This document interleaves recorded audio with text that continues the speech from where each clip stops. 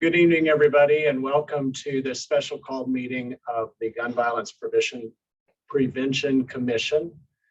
We're glad that you're here tonight. I believe we will also have some local media listening in. Our purpose tonight is to review the applications that we've received for the mini grants. Just as a reminder to everyone, we met on 11th. I think so.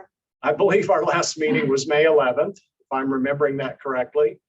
And at that time, we voted to offer mini grants totaling $65,000. And we set in motion the application process. That was all posted 13th. That was all posted the 13th. It was distributed every way that we could to let nonprofits and faith-based organizations in the community know. We do want to thank local media for providing that extra coverage to make sure the word got out. And I'm pleased to report that we received 24 applications by the deadline with proposals requests totaling $101,000. And I know all of us wish we could fund $101,000 worth of prevention and intervention efforts in the community, but we have $65,000 that we can fund. So tonight, what we're going to do after Angie calls the roll is look at each of these applications and review them, and then receive any questions that anyone has. If we can answer those questions tonight, we will. If those are questions, we can forward to Angie O'Brien and Laura Carini. I'd like to introduce Laura, who is one of our senior assistant city attorneys. She and Angie will be working on the memorandums of understanding with each of these funded agencies, as well as working with the finance department to make sure that they have all the information they need to issue the checks.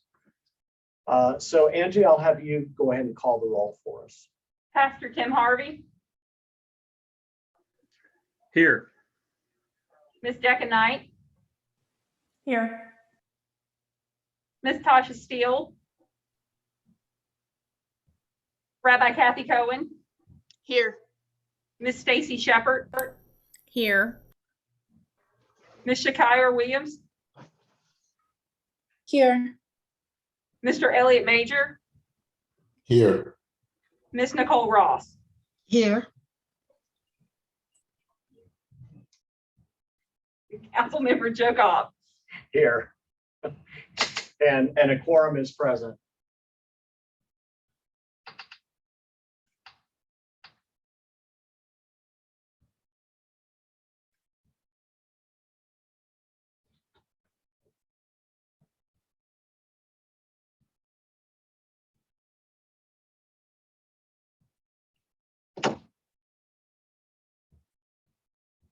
One moment, please.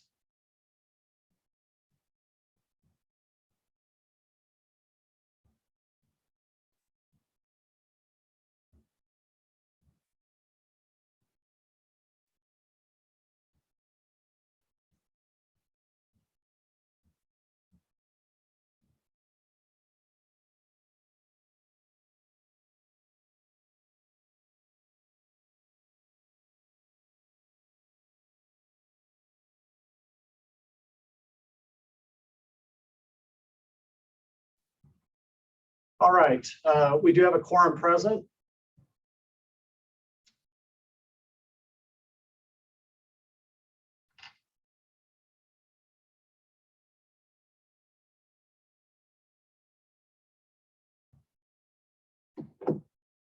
And I want to make sure, did everyone receive the two emails from Angie with the total number with all of the applications? Okay. I do have a hard copy of all the applications in front of me. So as we have questions about each one, I can look through these if you have specific questions.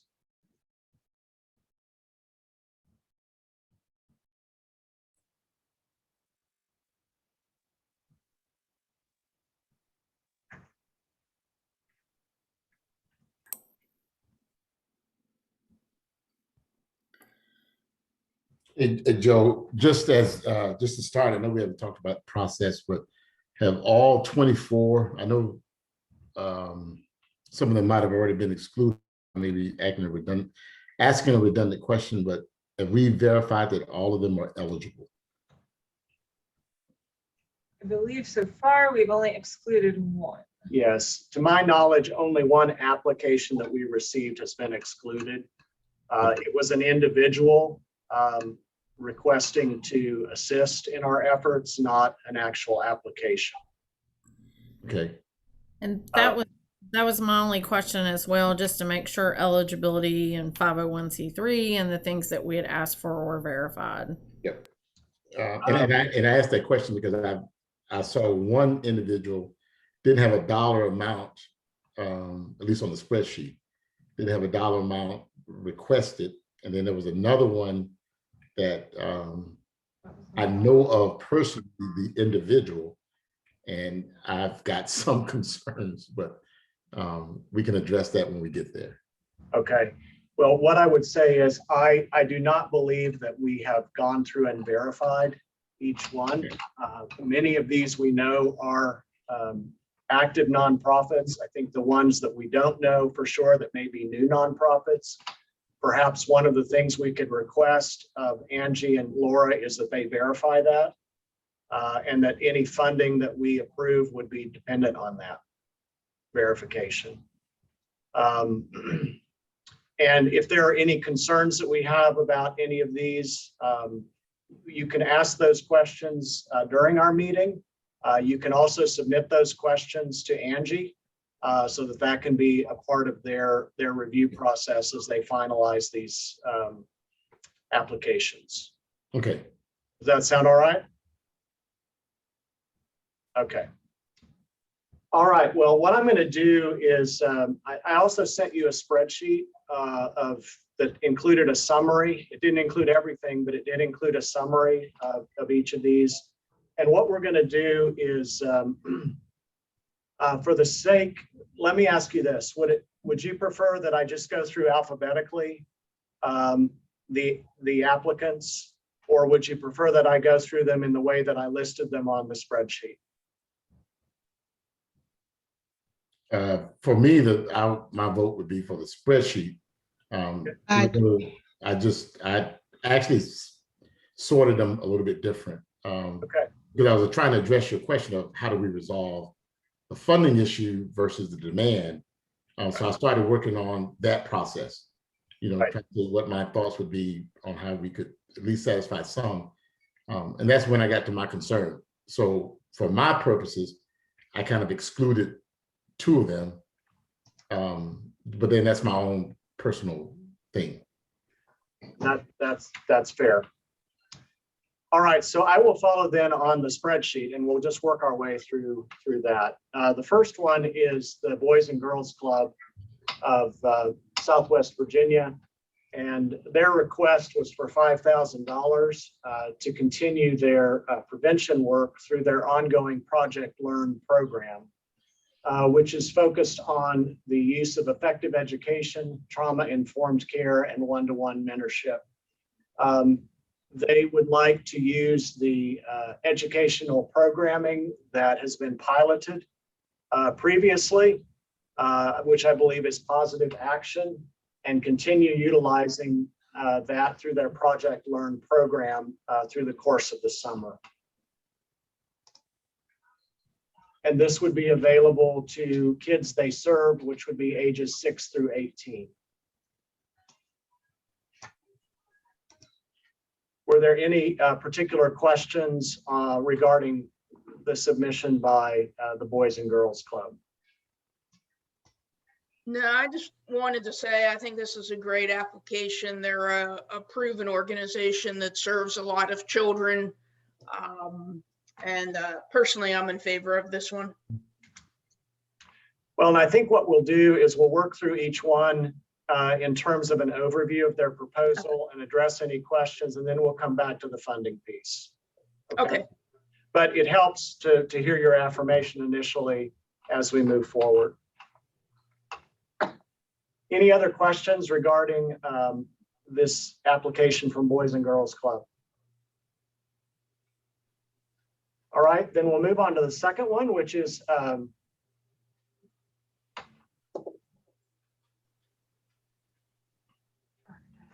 Community Arts Reach. And the contact person for this is Bernadette B.J. Lark. Their initiative is called Guns Down, Arts Up. And they've set out a number of guiding principles for their work, but they also indicated at least 4 specific events. One that will likely happen before the funding is available, but could be, the costs of that could be covered in the funding that we present as a reimbursement. But all of these are artist education, community workshop, and a showcase rehearsal.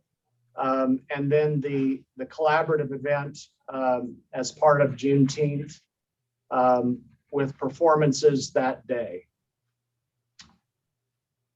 They're requesting, and they had a very comprehensive outline of how the funds would be used. And their request was for $4,267.50.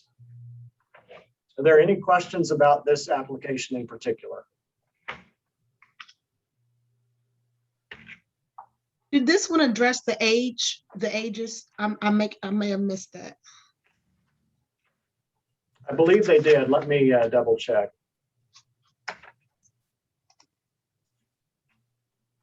And the reason I ask is that I think it's important that we look at the ages so that we make sure that every group is getting hit. That's why I asked that question. No, that's a great question.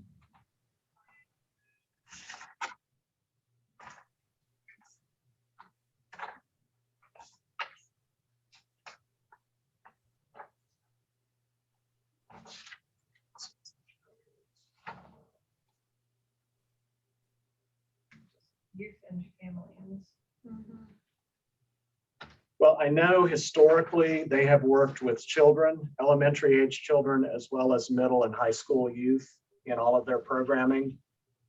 In fact, one of their current programs is a community garden effort on Loudon and 6th Street. And I believe that encompasses for sure middle and high school. They don't specifically say their focus age, but that is a question that we could confirm with them. Okay, thank you. Joe, I was having trouble finding where the spreadsheet they included. Did I miss that someplace? That was emailed out to you this morning. Angie sent it along with a reminder of the meeting. I'll forward it to you, Tim. My apologies. I probably have it here. I just,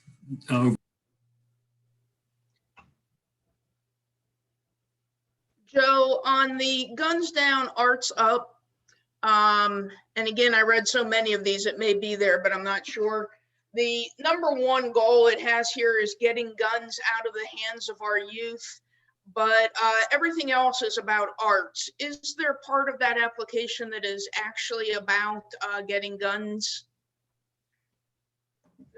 No, not from what I can see. I think that is the, there are 2 things that I saw in this application. One was the actual, the guiding principles. And those were getting guns out of the hands of our youth, getting unwanted guns off the streets, and transforming communities into safer, walkable, livable communities, educating on the power of arts to inspire community healing after gun violence, sharing stories behind gun violence in our communities, and serving in positive actions through arts. And you're correct, the programs that have been specifically identified are with an arts focus. And not specific, I'm not seeing here like a gun turn-in program. There is one of the applications that we received is a gun buyback program. If this is something that we want to clarify with them, in terms of their programming, I think that's a very important question to ask. But my intersection with this organization through their work is that it's arts focused, and it's teaching kids these basic principles. You don't, in other words, you don't need to have a gun. So through our education, we're going to help you understand why you don't need to have one. And if you do, turn it in. And then all of those principles, I think they do that through their education and through their relationship building and mentoring with the youth. Thank you.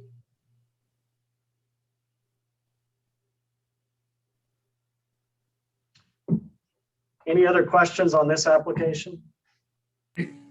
At the risk of confessing that I'm missing something that's right in front of me, I felt like when I read this application, even with all of the pictures and the descriptions that she provided, that there was a couple dots that were not connecting for me. And I'm just not sure what I'm not seeing on this one. So you may not have gotten, I included in the summary on the spreadsheet the specific programs that they wanted to have funded through this, which may Yeah, I do see that. That was a helpful addition to their application. So really everything that was submitted prior to that and around that was in support of this arts programming. So I don't think you were missing anything. I think there was a really extensive narrative leading up to the programs, all in support of these particular programs. So that's a good question.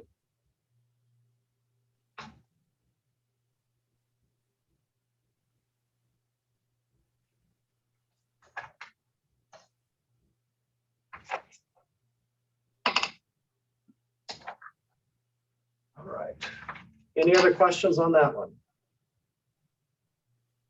All right, then we'll move to the next, which is a new Genesis Ministries.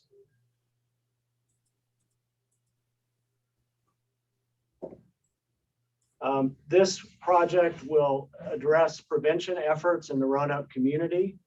It will provide a positive mentoring opportunity for young persons aged 12 to 18 over the summer. And I'm going to pause there. Nicole, is this something you could help track for us as we go through tonight? Just the age ranges we're looking at to make sure we're covering the spectrum. This will give youth the opportunity to have positive engagement over the summer, meeting with business owners and learning about owning and running a business. There will also be an opportunity to view a college campus and interact with current faculty. There will be sessions for SAT prep and an introduction to job trades options. Through mentorship, they are able to have real and honest conversations with adult mentors who can share with them their own experiences, successes, failures, and offer encouragement and guidance. Currently, we are working with a small group of 12 young people looking to expand our reach as the year progresses.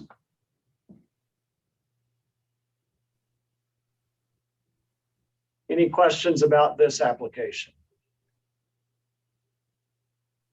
Yes. So, and I don't know anything about the church, but is there any way to find out, like, I mean, any information about the young people? I mean, are these at-risk youth? Are they? They are. Okay. That's a good question, but they are. Do they know, and I know this may be a question that they probably can't even answer, but I'm just curious if they have an idea of how many youth they're looking to serve, because 12 is not a lot if we're looking at funding. We want to, make sure we're serving an adequate amount of students. Did they specify what they're looking to ramp up to? They said to expand, but did they give a projection on how many students potentially? No. Okay. But that's a good question.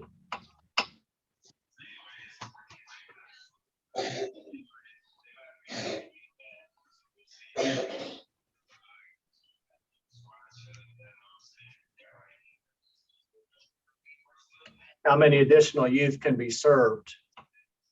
right? Yeah, how many can be served? Okay.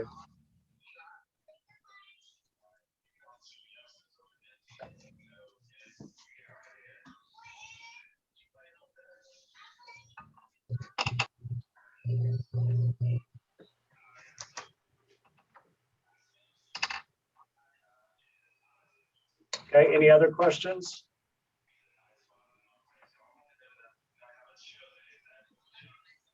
All right. The next is Cultural Arts for Excellence, sometimes known as Cafe Arts. Donna Robinson is the director.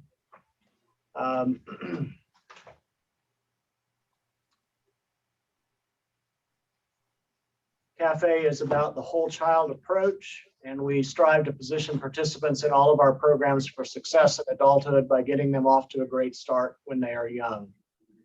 Already on the docket for this summer are our horsemanship classes in collaboration with Triple M Farms in Goodview, Virginia, where our campers will not only learn proper horsemanship, but also how to conquer fear and hone their listening skills. Anger management classes taught by licensed therapists through Good Counsel Incorporated, and mentors in our community provided by Humble Hustle Company, Kingdom Life Ministries, and We Charm. All three organizations, along with other community volunteers, will assist in teaching campers how to calm down, talk openly about feelings, and go from a 10 to a 1. We will offer a variety of workshops highlighting various professions and talents of the members of Kingdom Life Ministries. The kids will engage in cooking and nutrition classes, how to make cooking fun, how to plan and budget. The campers will also plant a garden on the cafe grounds. For those of you who don't know where the cafe grounds are, well, they have a location on Cove Road, just off Cove Road in Lafayette, but they also are located at Villa Heights. So I'm thinking the garden may be at Villa Heights.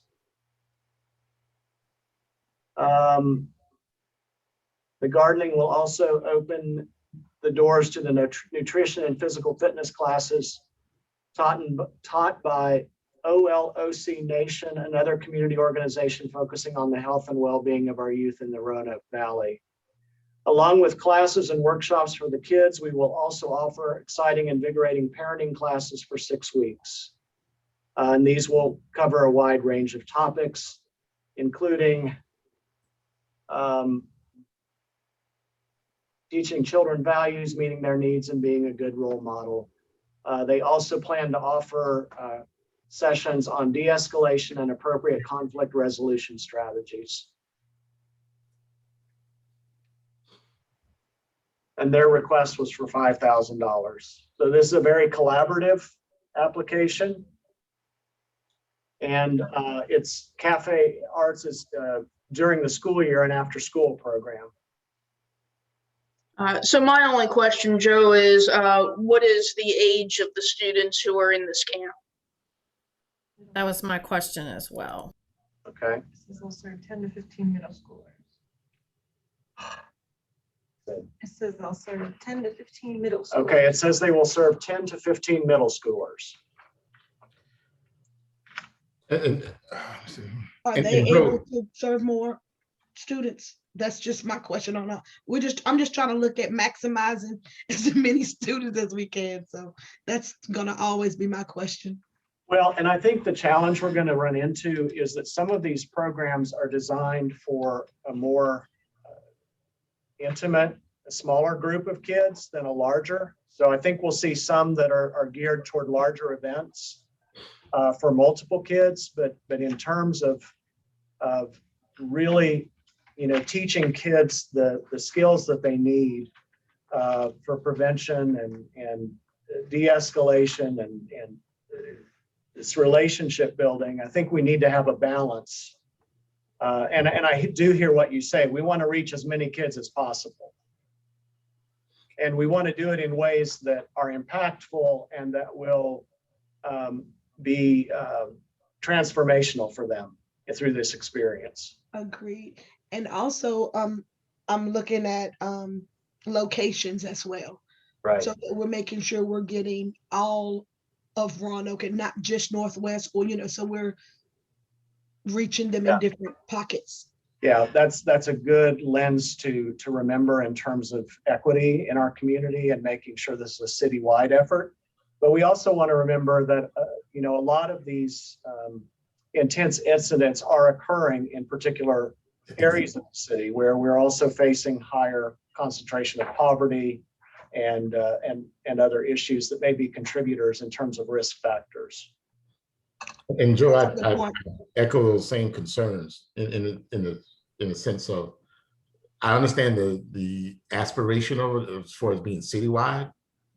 Truth be told, though, we don't have a citywide issue. You know what I'm saying? We have gun violence that is occurring in our city, but Right. it's not necessarily totally citywide. And, Right. and that's the data. You know what I'm saying? Yeah. And I think the looting efforts to make a statement on citywide efforts I don't think it's going to achieve what we're looking for. But I had a different concern about this particular project, and it was more in line with, and I know we're not at that point yet, on how do you get to 65,000 from 101. And if you notice, there's some overlapping organizations even within their project statement. Further down the list, you're going to see Humble Hustle, you're going to see We Charm. And is that an opportunity to get with those three organizations and say, what can you do collaboratively, with less money, versus everyone getting their requested amounts, but they're targeting the exact same people. Right. I don't know if and I haven't looked at what Nicole is asking about as far as targeted age and population on those other two project requests.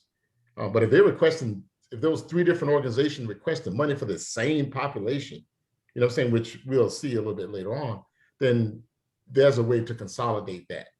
Right. And I believe that there's some redundant efforts between organizations, and this project is one that points to that because at some point you're going to have to shave 30 grand. Right. So if you want to do it, what needs to be done. So that's why I'm not necessarily, this project isn't my vote of yay because of some of those same concerns. Not that it's not good efforts, but can those efforts be conjoined with another project at some point? Yeah, well, and I know that Laura and Angie are making notes of these questions, and I think these are important questions that we can follow up and ask.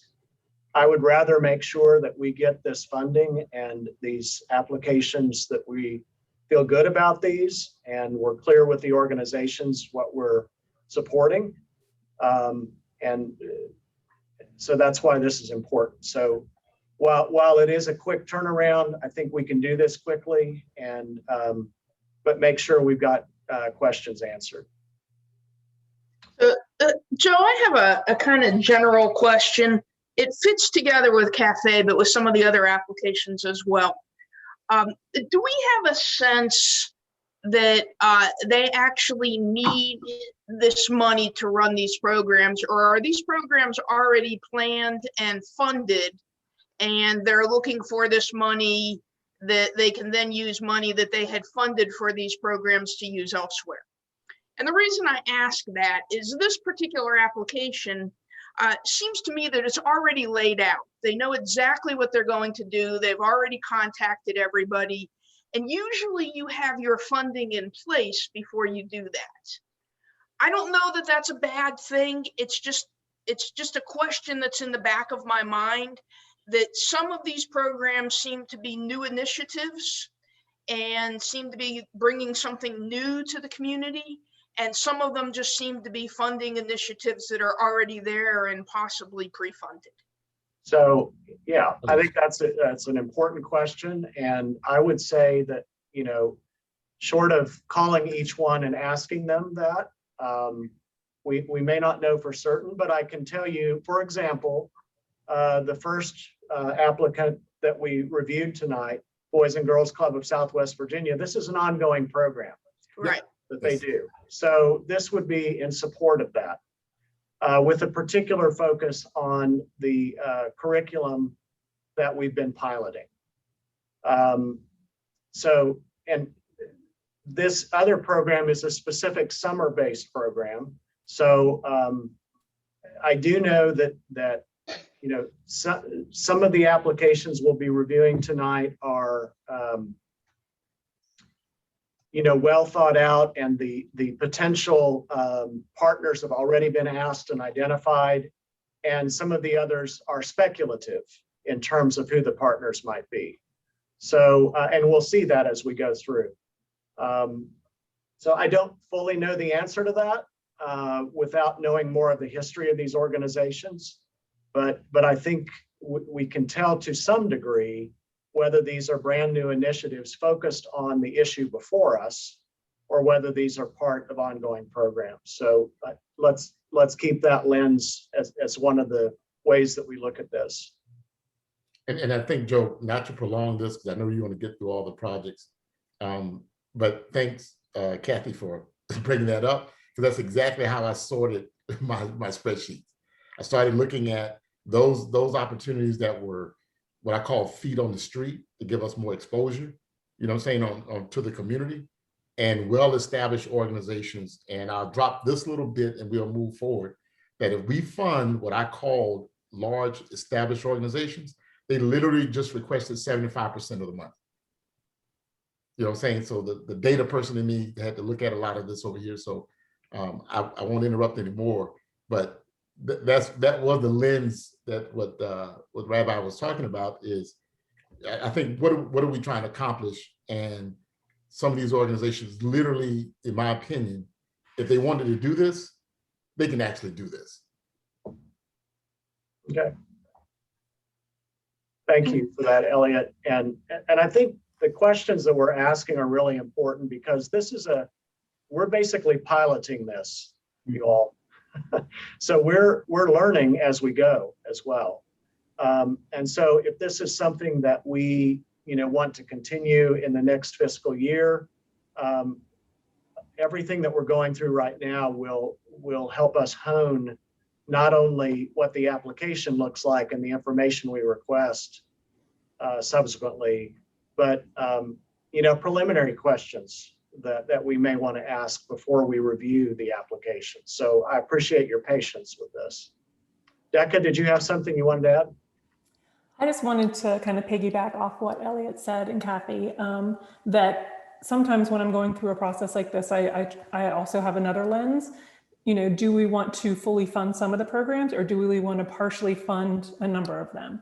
So I just encourage us to think about that as we move through them. We don't necessarily have to completely fund every program that we pick. Some of them you may be able to reduce the funding if you think they have current funding that could, you know, substantially support the programming that they already have. So I just wanted to throw that out there for us to kind of think about as we're going through the process too. Thank you. Good observation. Tim? Yeah, and just on the same conversation, I think one of the things that I was trying to discern was, it felt like a couple of the programs maybe were adding gun violence prevention onto an existing program that they might not otherwise, an emphasis they might not have otherwise carried. And so, and I was trying to figure out, you know, how I felt about that. You know, anybody who's talking about gun violence prevention it's a plus, obviously. But I was just curious. It felt like a couple of times that these were existing programs. It kind of tweaked a little bit when maybe the grant application announcement was made. So it was just something I was noting. Other observations, Shakara? I was just gonna suggest an idea because I have thoughts too, but maybe we should just go through all of the grants and have our own individual notes, just so we have a general overview. And I know all of us already looked through it and we already know what we want to talk about. And then come back and, I mean, I wouldn't say pick apart, but, you know, after we've had a chance to kind of at least get through everything. Because if we do it this way, we might be here all night. Yeah, right. And I appreciate that. I appreciate that. So following that recommendation, I'm just going to give an overview of each one. And unless it's a burning question, please hold them, and then we'll come back and do that as part of the review. Okay, the next is Casa Latina Roanoke Valley, which does outreach to the Spanish-speaking community. We would like to offer a summer hangout that would be available to any youth, middle school through age 25. During the month of August, regardless of ethnicity, race, gender, sexual orientation, religion, and so on. We will meet on the 5 Mondays in August from 4 to 6. We plan to use the following format, and they have a schedule broken down of what would be included in the programming. And they will have volunteer facilitators for the activities, and they plan to use influencers and superstars in the Spanish-speaking community as the inspirational speakers. Again, I didn't include all of the narrative, but again, this would include very essential components on reducing violence, and particularly gun violence, in terms of the programs. And their request was for $39.50. The next was building bridges over barriers. Give me, Joe, did we miss TAP, total action in progress, or did I just? Oh, thank you. I skipped over that. We skipped them. Can we go back? Yeah, they're a relatively new organization in Roanoke.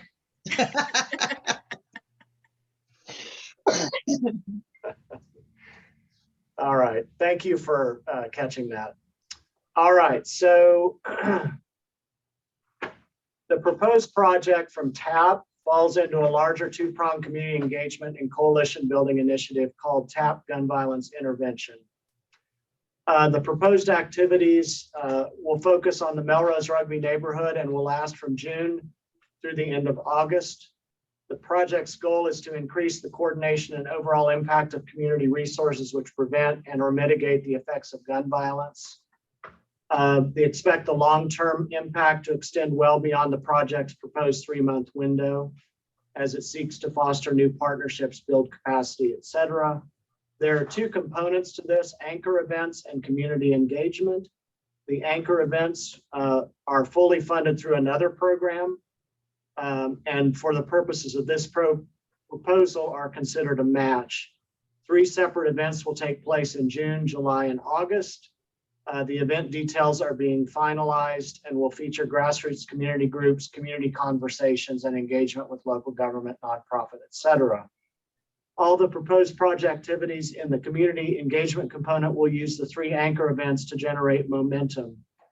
And there will be 3 areas of impact: intervention and counseling, healing and wellness, and trauma and education.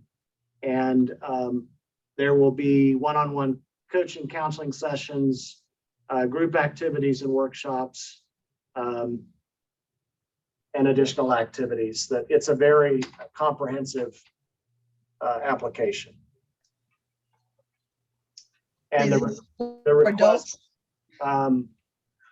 this seems to me would be intergenerational, from what I'm reading, with a focused area of the city, the Melrose Rugby area.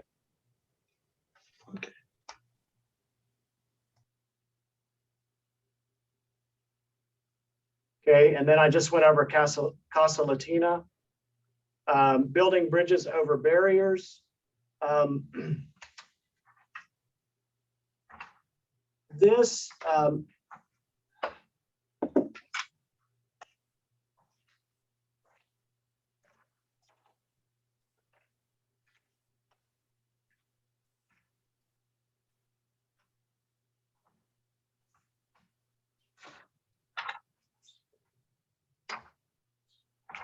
okay, I believe that building bridges over barriers is a partnership with the Gamma Theta Sigma chapter of Phi Beta Sigma Fraternity Incorporated.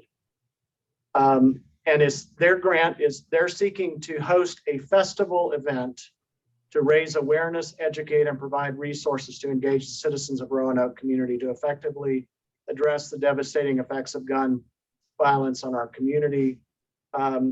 The event specs are something to happen in August, and they'd like to do it on the grounds of Forest Park Academy. which would need to be a collaboration with Roanoke City Public Schools. I don't believe a date has been set, but they did send a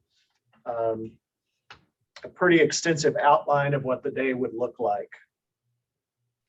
And the request, the total request was 7,000. But based on what they've sent, it could be in that 5,000 to 7,000 range. They don't say if they have other funding available to support the event. Hey, Joe, I will add to this over here for the rest of the group. When you asked us to reach out to people who may benefit from these grants, I know the founder, I know some of the members. So two things when I did speak to them was $7,000 was a pipe dream. They weren't going to get it. so you can reallocate that down to somewhere around 3.5 to 4. When I looked at the project proposal, I told them this doesn't look like it's going to be a $7,000 project. And the second thing around there is that they are looking to augment whatever they get with their own fundraising. So whatever their budget is or whatever, if the group decides to allocate any funds to them, whatever the cost is going to be, they've got other fundraising activities that make up for that budget. Okay. So they're not looking for sole funding on what they want to do. All right. Thank you. The next two, there are two different applications from Carilion Clinic Department of Emergency Medicine. The first one is to develop a training program to teach providers how to screen youth and young adults for personal gun carrying behavior and peer gun carrying behavior, which would include developing short motivational interviewing session material to change dangerous weapons carrying behavior. So this is a behavior focused intervention type program with some prevention elements. Develop short motivational interviewing session material and training for healthcare providers to screen and counsel for safe firearm storage as a prevention activity. And that request was for 5,000.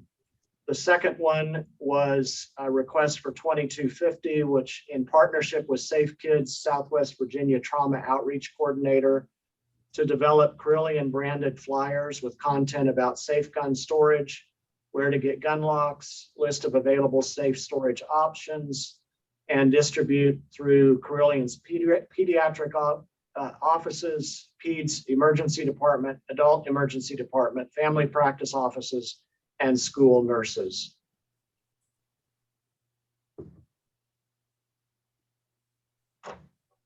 Okay. The next is All Inmates' Lives Matter.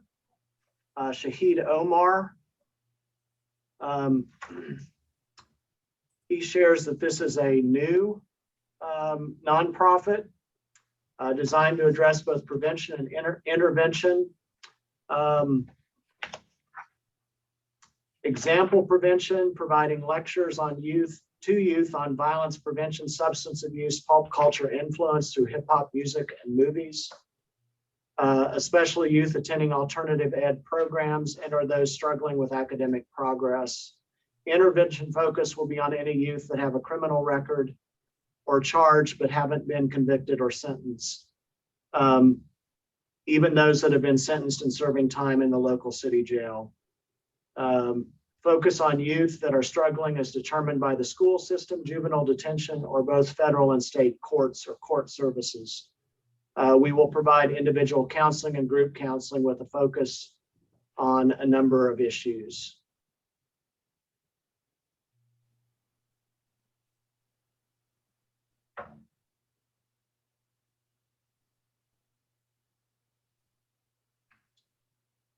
Okay, next is the Virginia Harm Reduction Coalition. This is an initiative, it's a gun buyback proposal, groceries not guns, to create a gun buyback event that would be widely advertised and held in August based on best practices found in other successful gun buyback programs. The idea is to for the guns to be exchanged for grocery gift cards, and there would be different levels of the amount of the gift cards based on the type of gun. This would have to be in collaboration with the Roanoke City Police, and would also help promote free gun locks as another means of reducing youth gun access.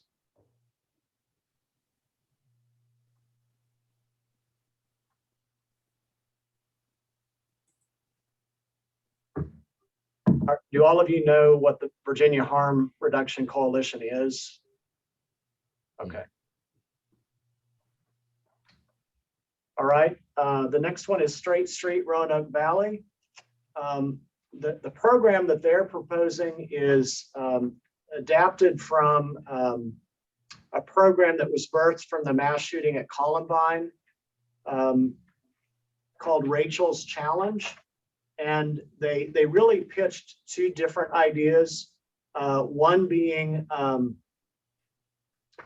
a school-based program, which that could potentially happen with RCPS Plus, but that would certainly permission would have to be granted by Roanoke City Public Schools for that as a partner.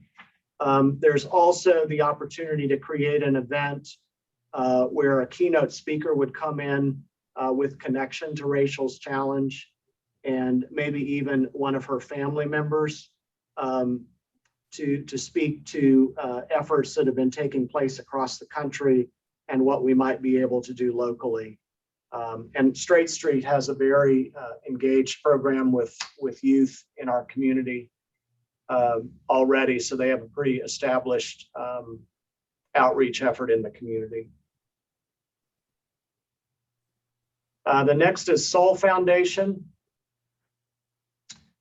This is to develop a mentoring, they have developed a mentoring program that will run through the summer that will allow local middle school students a safe place to express themselves and their talents. It will run twice a month on Fridays for 3 hours. The program will go throughout the summer and will be located at Calvary Chapel Church, who will provide the facilities. They will host summer fun for kids ages 9 through 13. The activities will include sports, karaoke, game night, real talk sessions, looking for a safe place for our students in Roanoke where they can express themselves and grow in spirit. And this is a collaborative effort with Soul Foundation, Fellowship of Christian Athletes, Calvary Chapel, and local leaders.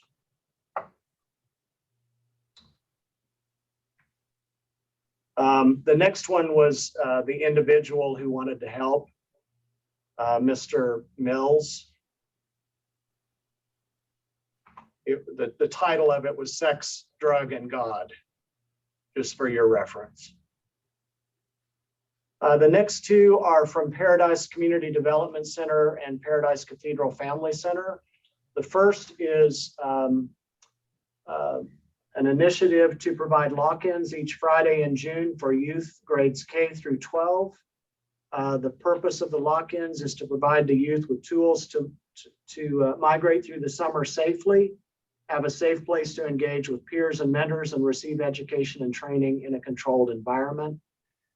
They are partnering with Better Agreements Conflict Center to teach skills to communicate and resolve conflicts without violence. Collaboration with Roanoke City Public Schools resource officer to discuss the causes and effects of bullying, different ways to process grief. And they've also partnered with Fed Up, Families Expecting Deliverance Using Prayer, which is a group that our commission is partnering with as well, on the lasting effects of violence from the family's perspective. There are a number of activities the youth will engage in as part of the learning process during these lock-in events.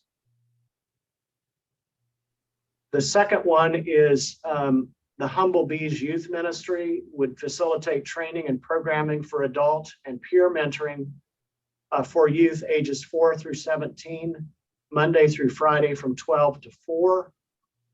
They will be trained as peer mentors using the Good Guides Youth Mentoring Model. The model is that older youth will serve as peer mentors under the direction of an adult mentor, and they'll be trained and then matched with a younger mentee to engage with on a weekly basis to build healthy relationships through the remainder of the year. So this would be, the training would take place during the summer, but the idea is this would be carried on through the course of the year. And there are several events listed as part of this effort, including a collegiate weekend where the youth and mentors would travel to Tidewater for college tours, to Hampton University, Old Dominion University, and Norfolk State University.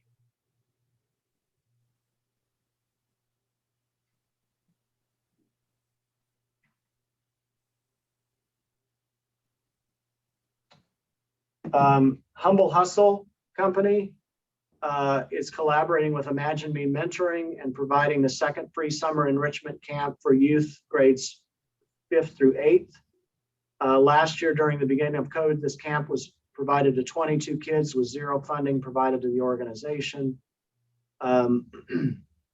They want to reach the most at-risk youth during the summer through this camp. It doesn't say how many youth they might be able to reach with this funding. So that is a question that we could ask them, but they would provide small group instruction 4 days a week for 6 weeks during the summer. The Boys Will Be Boys summer program will focus on educational enrichment, development of life skills, and recreational activities. Quick question on that, Joe. Is that program only for boys? They have one that's specifically for boys. They also have a Pretty Humble program. I don't remember if that was included in this request, but we could ask them if that's also part of the request. And that's a girls specific program. The next is Goodwill Industries of the Valleys, and this would be for the Youth HQ Center. They do provide year-round services, but they would work with a summer-specific program on specific events and activities and educational opportunities focused on working with at-risk youth to stay out of the criminal justice system, to work on conflict resolution models, and to reduce violence among youth.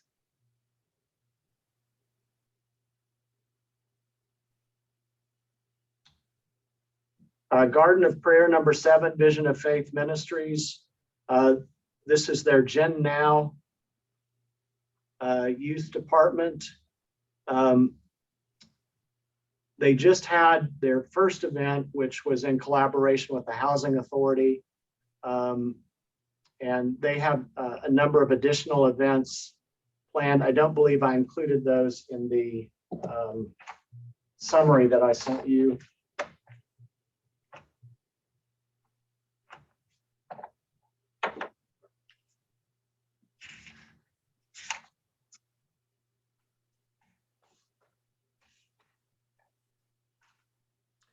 But they would plan to have an event in June, a community fun day and fish fry. During the month of July, they would host a program at their Providence house called CLIP, a children's learning program in the prevention of crime. In July and August, they would have a vacation Bible school and a community youth basketball tournament. And then in August, a community back to school block party.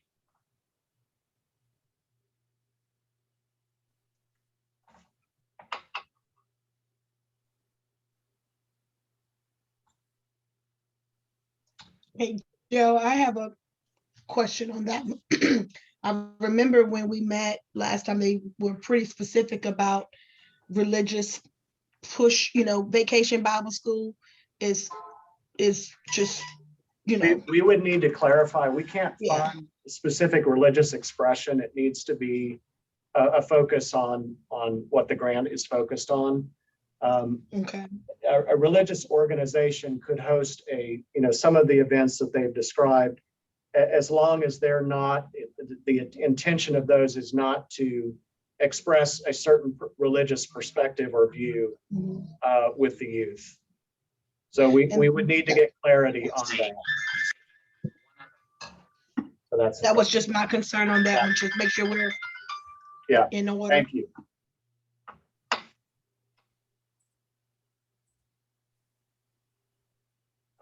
Friendship House Roanoke.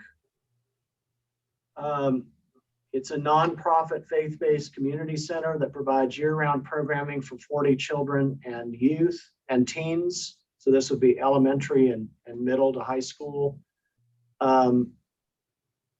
They're expanding their youth programs by offering weekly summer programming that is capped off with 3 events.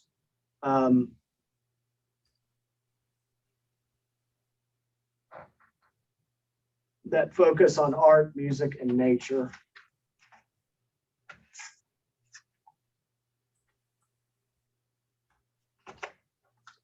I just wanted to add for this one, and I hope that maybe there's someone who knows Friendship House a little bit better than I do, but I have participated in programming there before, and it's very, very religious.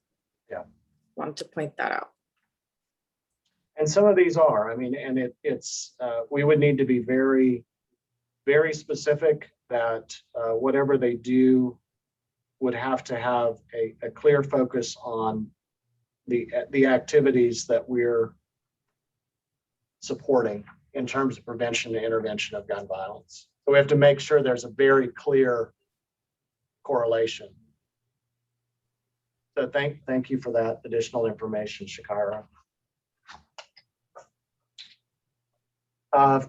Family Service of Roanoke Valley. This seeks to fund positive action programming to youth in 4 after-school centers during the summer months. And again, this is the program that was piloted in the spring, but would be utilized again in these 4 after-school. And I don't know if it's the same 4 after-school programs. I know that West End was used, Boys and Girls Club.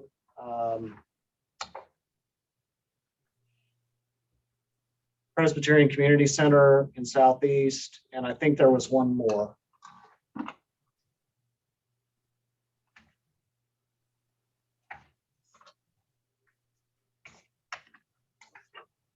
Let's see if they. So the breakdown would be to provide 40 group sessions for elementary age children and including program supplies. So that's what their total thing is. The next is the West End Center for Youth. The grant money will help the West End Center roll out our more focused and improved high school program in time for a summer debut. Currently, 8 high school students are enrolled in our program. We would like to grow this to 10 for the summer, with more growth to follow. Our 8-week summer program, high school students will have the opportunity to participate in student interest-led seminars on topics such as life skills, social emotional learning and conflict resolution, fitness and nutrition leadership, creative expression, and service learning.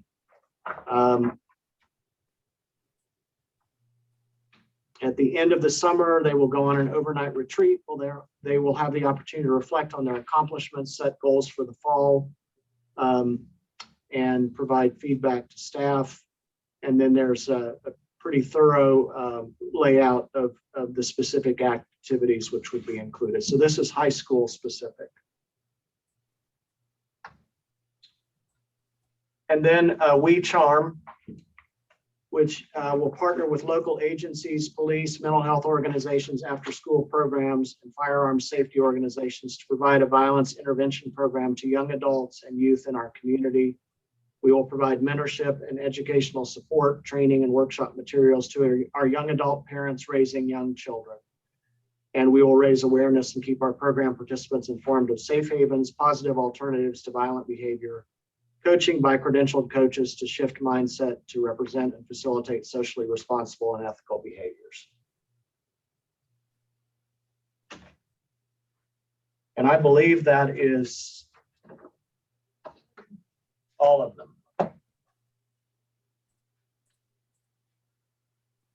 So I need to step out for just a moment. I'm going to let Angie kind of bring us back and do a more deep dive in review. And as we're doing this, it might be helpful for us to identify, to maybe start out with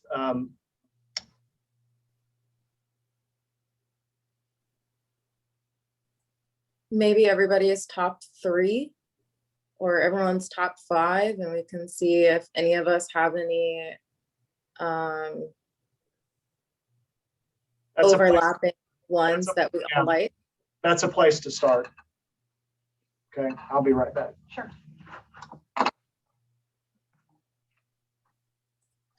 Angie, I have to start another meeting, Zoom meeting that I'm on, so I'm going to go out and come back in on my iPad. If you'd let me back in. Sure.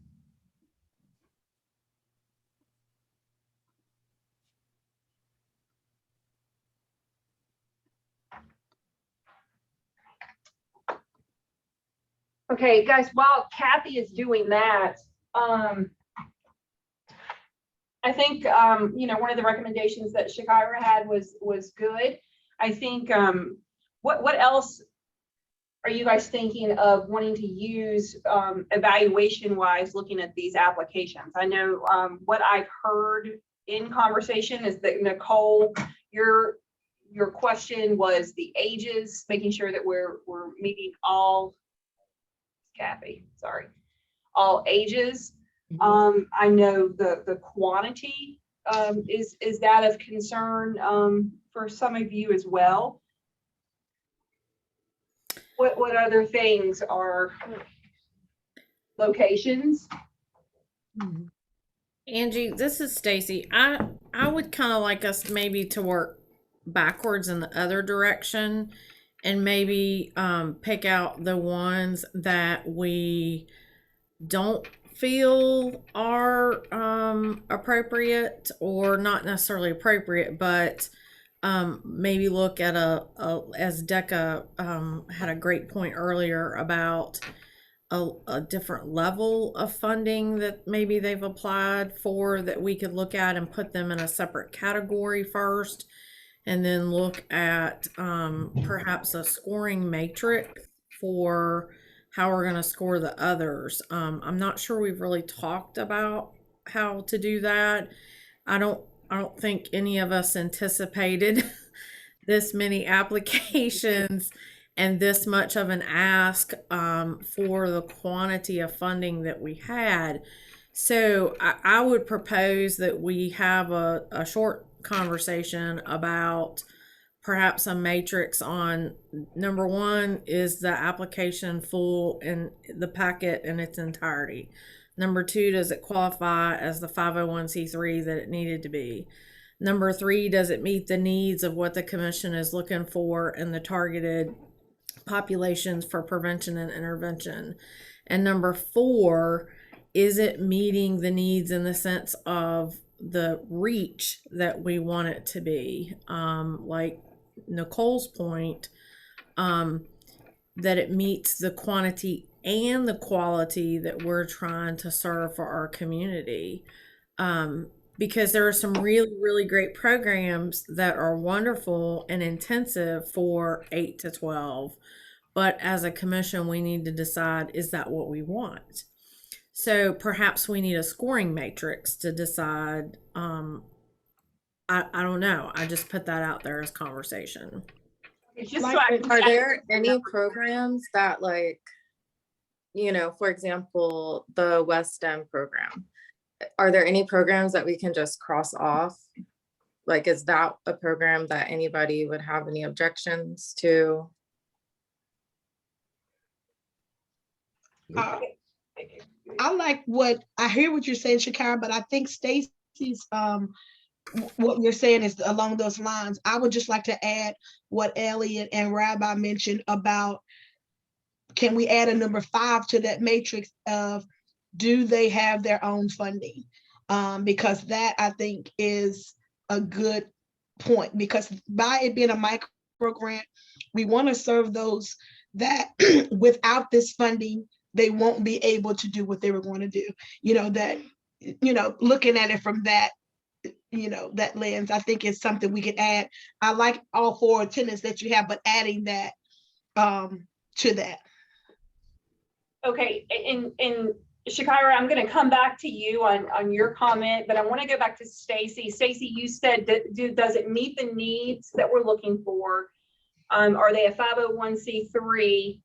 What's the audience that they're reaching? And now we're adding Nicole's piece that she added on there. Do they have their own funding? I missed one of those. I didn't write it down, the number 3. Is the packet full in its entirety? Is it a complete grant application? Because that was the standard that we asked for, and I don't want to knock out someone that did that and followed the directions versus someone who did not. So to be fair to those who filled out the funding application in its entirety, I just want to make sure that we're looking at that and following that process. Okay. All right. I think I've got all of those. And back to Shakira, I know, and I see, kind of your point. If there are, you indicated the top 3 for everybody, and then the bottom we can 3. still score them, but I think it would eliminate or at least move over so we could focus on some of the ones that, like the one that had the 3 different organizations, and some of the other ones. But I mean, regardless, I definitely think that everyone should at least have a chance to voice their opinions about all of the grants. So at some point, because I stayed kind of quiet, but it's because I was just taking notes. Okay. Well, let's do this just to move it forward. I'll go to each of you. If you could. There's 5, unless somebody else has another. No, I was asking, do we want them to share their top 3 or top 5? So I just have one more point, sorry to add to contention, but for those of us that have affiliations with some of these, which a lot of us do, there's 21 applicants, and many of us are involved in the community in some form and have affiliations. Are we making a decision whether or not we want each other to abstain from including that, or voting for or against that? Well, I think we can all share general input. I think when we come to the individual ones, if we have a conflict of interest because we're involved with that organization, then we should not vote on that particular one. And that being said, we won't just do a combined, we're funding 21. We'll go one by one so that we can make sure that we're avoiding any conflict of interest. Very good. Okay. So I would ask you to share your top, let's start with top 3 applications that you'd like to see funded, and then any additional questions that you have. And let's try and move through this part as quickly as possible so we can get some consensus around those that we clearly do want to fund, and then we can look at others that we may be able to fund in part or fund in full. So I'm just going to go kind of on my Shakira, I'll start with you. Put you on the spot. I know I should have kept my mouth closed. Okay. I would say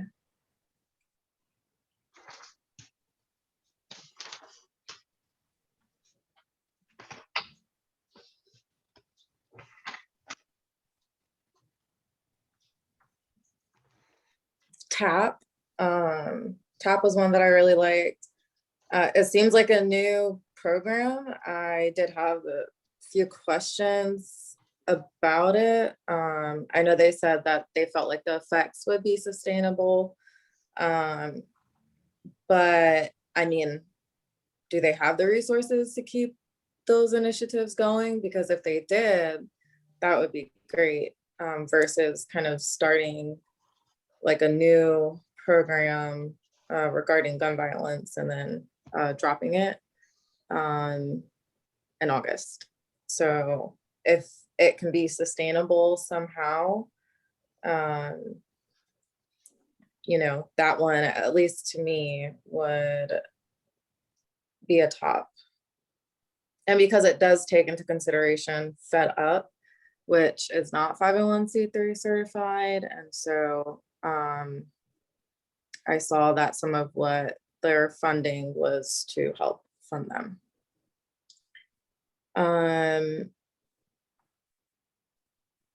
I did like what the West End Center had. It seems like it might be something new that they're going to be doing. I think it appealed to me that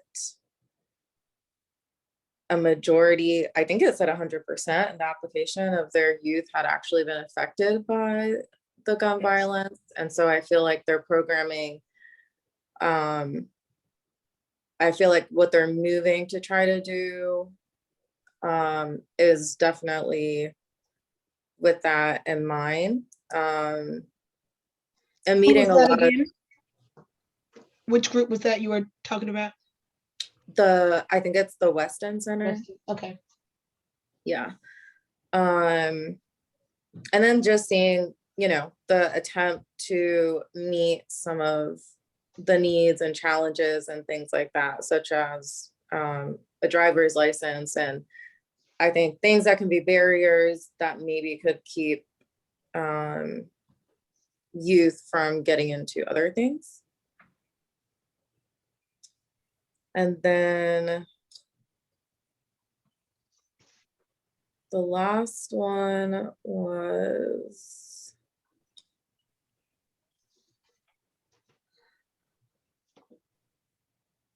it was the Paradise Community Development Center. And I'm new to Roanoke, so I haven't heard of them before, but they may have very well been around for a while.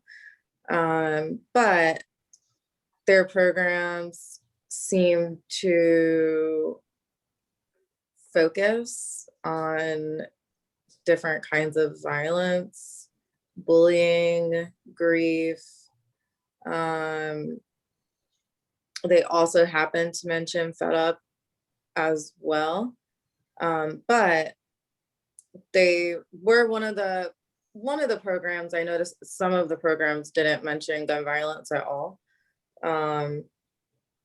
And so, yeah, so those were my top three. Okay. Thanks. And then, did you want me to add any other notes? Sure. Why don't you go ahead?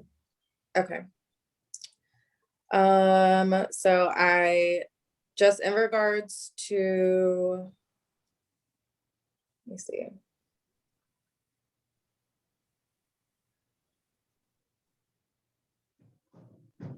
So I guess I kind of mimic everything that everyone else has said up until far, so I'm not going to repeat any of that.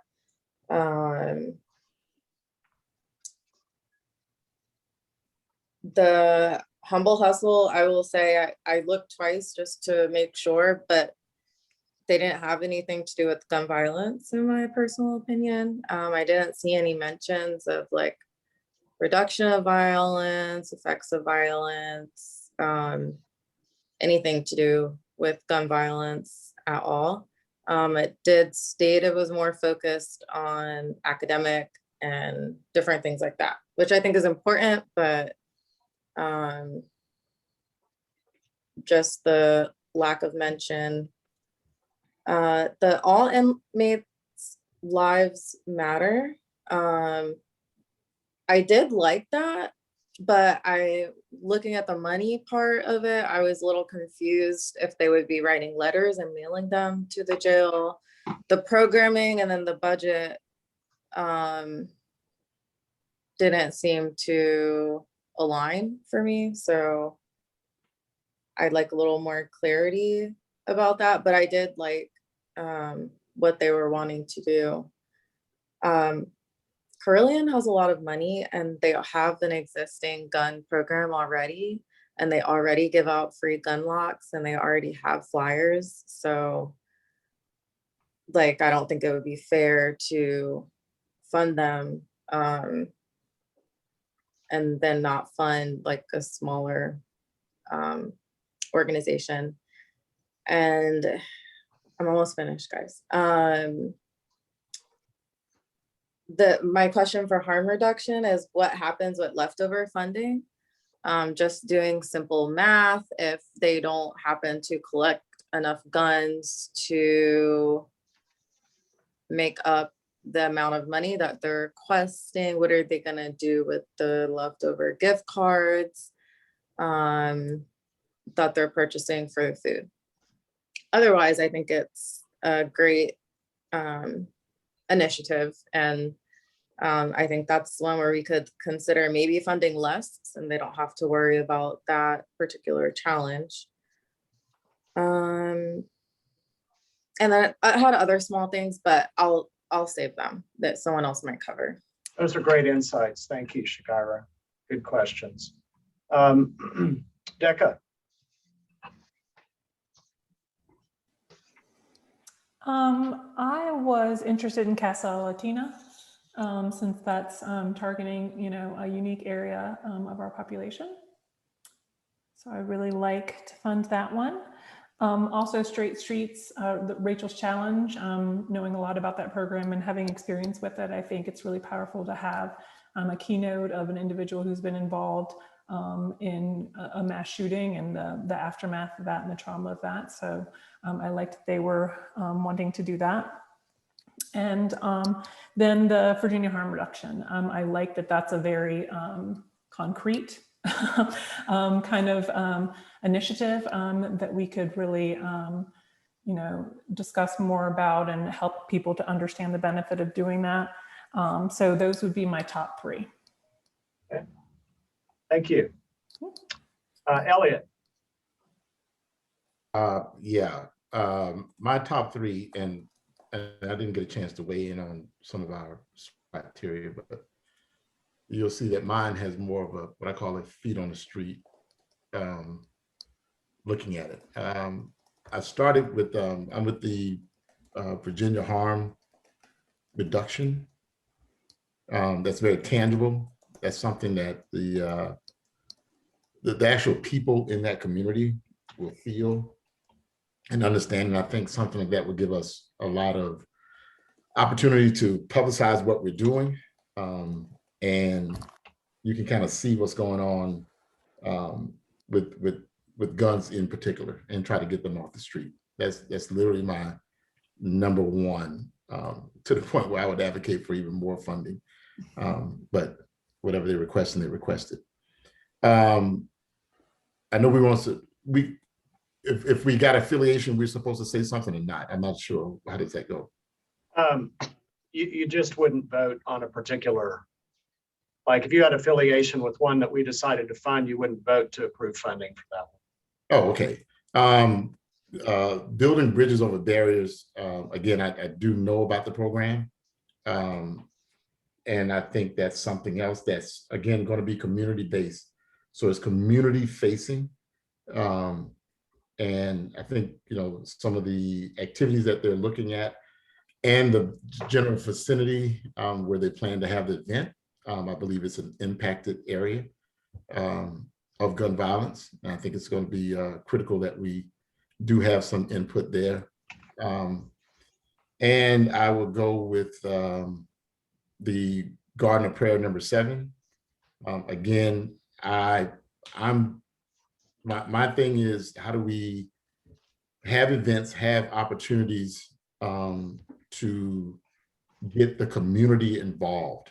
And so when you have actual community partners talking to people in the community, which are made up of it, I think that goes a long way with building credibility for us as we continue to roll out different type of activities and initiatives. And I think the more they can see that, hey, look, we've got this money, we've got this opportunity, and we're asking you through your events and your groups to help us do this. I think that's when you start building some groundswell for the future.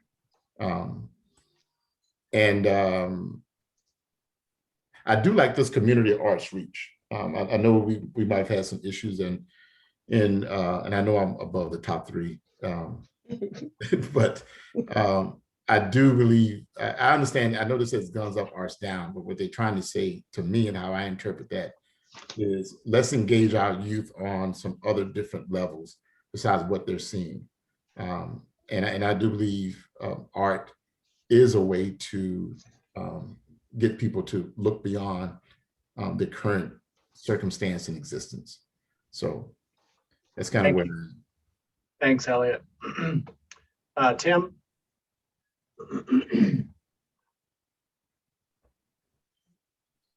Yeah, a couple things here. I think I would go, my top 3 would be the application from TAP, building bridges over barriers, and Virginia Harm Reduction Coalition would be my top 3. There's some others that I really like. I like Straight Street's proposal, but I'm concerned that they can get that done by the deadline. And so that was an issue there. I can also say that Casa Latina, Dr. Tilly Loves, is a member of my congregation. So she knew about this because I forwarded her the link. That is a brand new proposal. They got busy this week and came up with that. They are associated, I'm not directly associated with them, but Casa Latina is associated with the Church of the Brethren here in Roanoke. Second that in. And just while I've got my microphone unmuted, you know, I like what Garden of Prayer was was proposing, but I had some concerns with a couple of the particulars of their proposal. They include renovating a building as part of their proposal. I was a little unsure how that connected with what we were trying to do. So perhaps we could look at, you know, if we went that way, maybe look at, hey, I would at least have some questions that I'd like to ask for perhaps a smaller grant amount there. Those are my 3. Thank you, Tim. Stacy? Thank you. Well, I think my top pick is the Boys and Girls. They do some fabulous work with the already underserved population there. And I would like to continue to foster and work at that. And of course, I have to speak on behalf of TAP because I helped write that application, and I know that's really some groundwork stuff that would happen there. I'm really torn between my 3rd and 4th choices are actually a tie, and that would be the community arts. Arts are very, very healing. They're very telling. That storytelling piece and that therapeutic piece, I think, could be really great for our youth in the community. And that is a full tie with the Humble Hustle.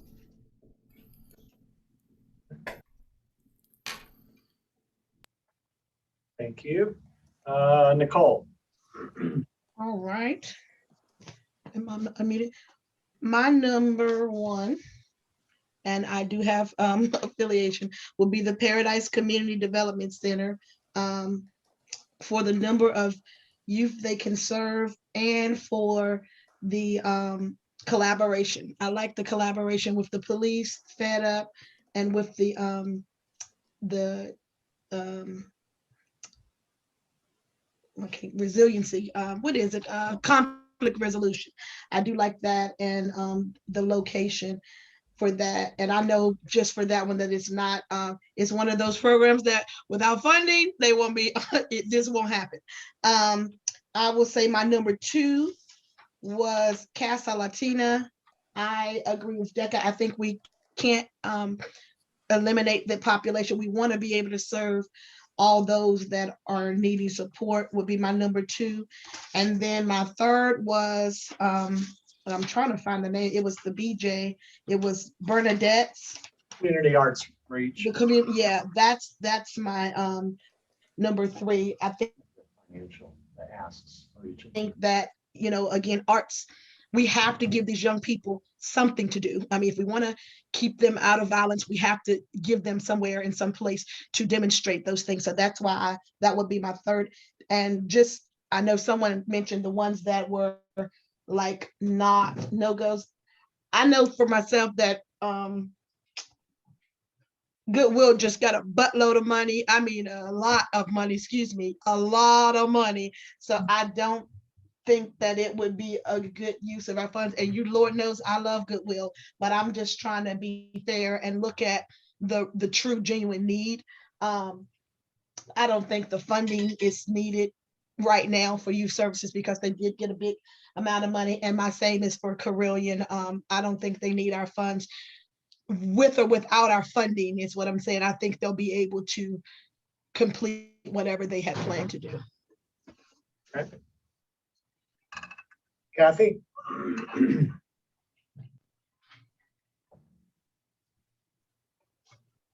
Sorry, I'm running 2 meetings at the same time here. My number 1, and it's funny, I think Elliot and I are thinking more and more alike, is the Virginia harm reduction gun buyback. And I kind of agreed with him that I almost feel like we should fund that at a larger level. It's very unique among the things that are asked for. My number 2 was the building bridges.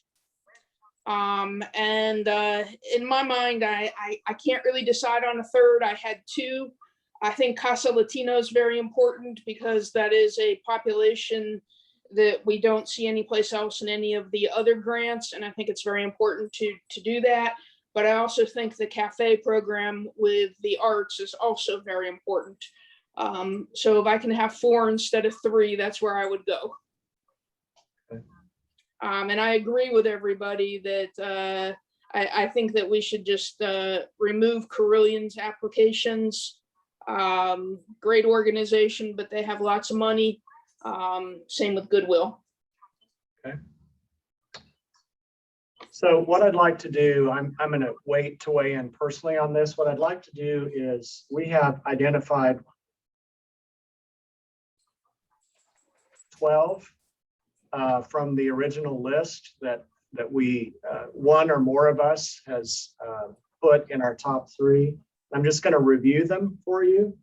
The one that the gun buyback, the Harm Reduction Coalition received 4 votes. Building Bridges received 3. TAP received 3. Casa Latina received 3.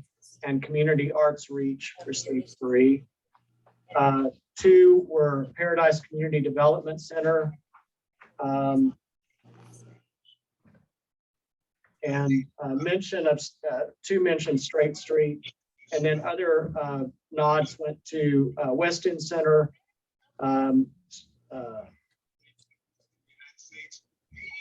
Boys and Girls Club, Garden of Prayer, Humble Hustle, and Cafe Arts.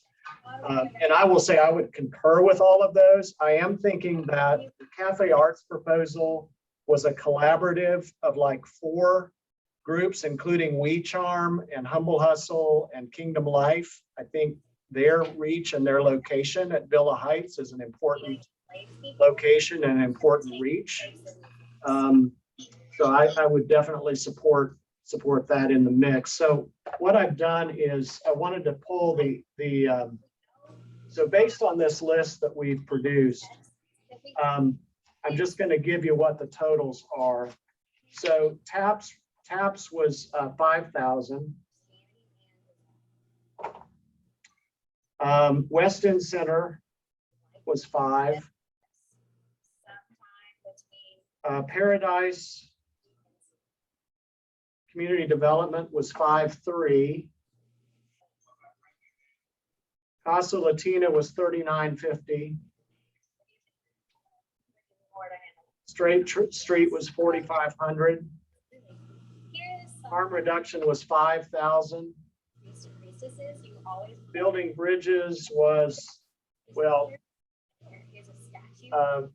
their total request was $7, but Five. I'll put $5. No, put 45. 45. Yeah.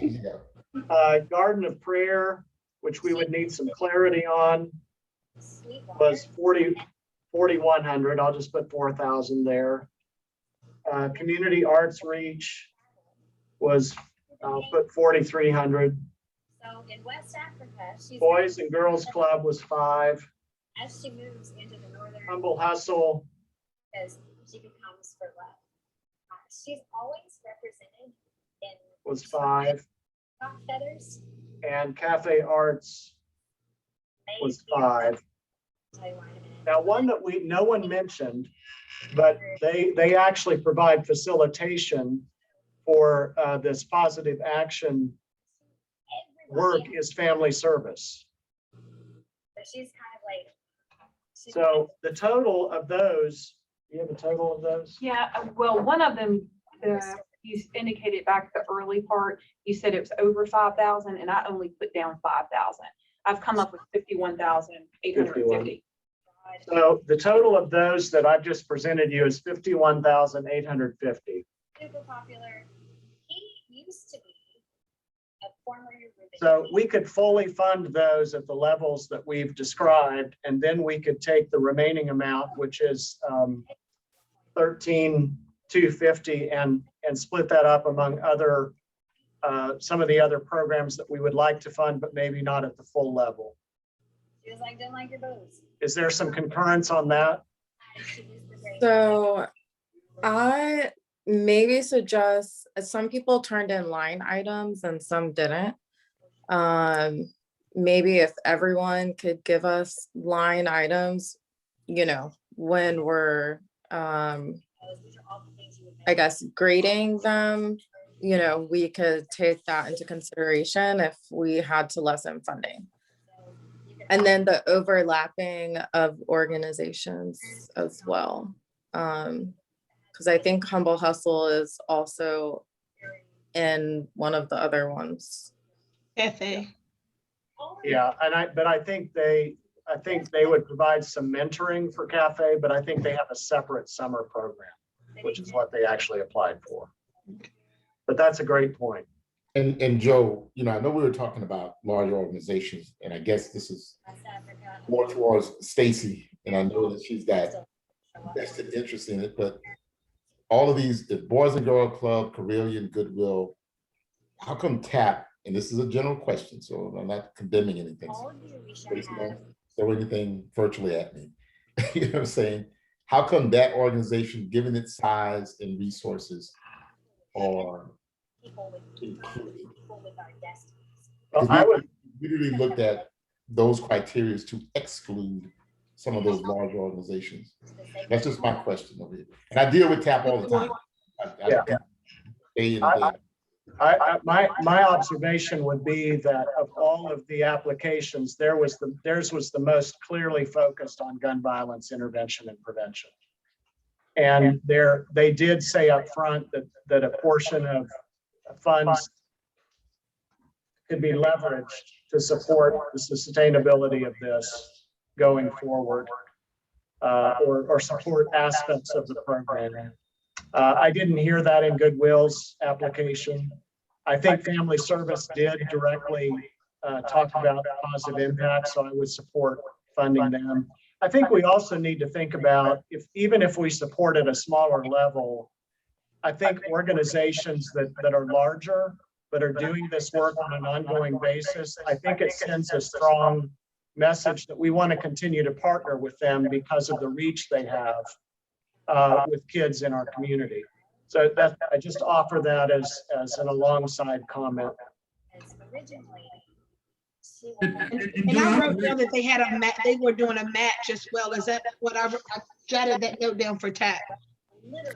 That's correct. There's a $5,000 match with the Yeah. $5,000 ask. That's what I thought. I jotted that down as a note. Joe, I would, you know, again, in following Elliot's lead of asking gentle questions, this is not to be critical of the organization by any means. But the Straight Street grant, I mean, I love Straight Street. Keith's been doing, you know, street level work for a long time and chance to support that. But in the interest of fairness, it's just not clear to me that they can do that project within the window that we said it needed to be done. And so I think there's a fairness question. And maybe the answer is in there or is an easy answer, but I feel like we need to know simply out of equity to the other organizations. Well, I think, you know, Stacy's idea about the grading matrix is good. And there's some that have like 4,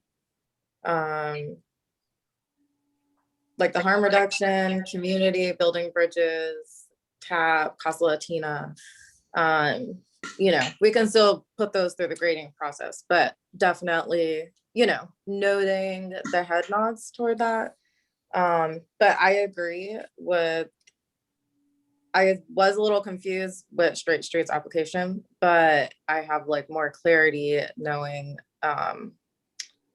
what Rachel's story is. But I'm still, you know, with the Humble Hustle, I know that they have funding and they didn't mention gun violence at all. Not even like in a sentence that they were applying for the gun violence grant. And I think that was the only time I saw the word.